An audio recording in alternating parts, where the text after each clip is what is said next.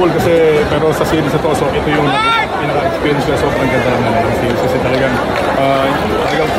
first game ko lang, game 1 talaga, game 2 talagang digdigan. Kaya siguro mas ang iba po talaga yung experience namin sa finals kasi tingin ko yun naman talaga naging goal namin ng game 1. Kaya ito naging maganda yung result na kahit na pilit na lang kami pinupush pa baba, pero yung player ko hindi bumigay talaga.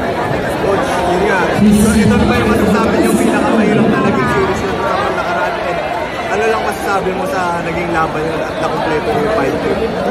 Well, siyempre sobrang ganda. Siyempre, ano na rin sa FP, talagang pilos na lang kami. Hanggang kung saan kami.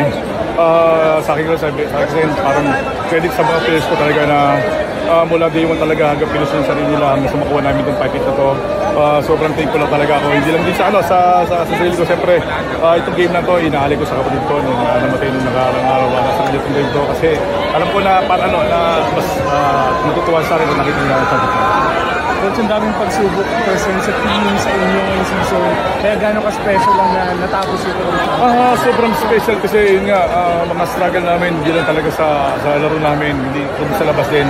Even mga players namin, may problema, like may injuries talaga, and ako, yung family ko talaga sobrang thankful ako sa kapag panalo ko talagang.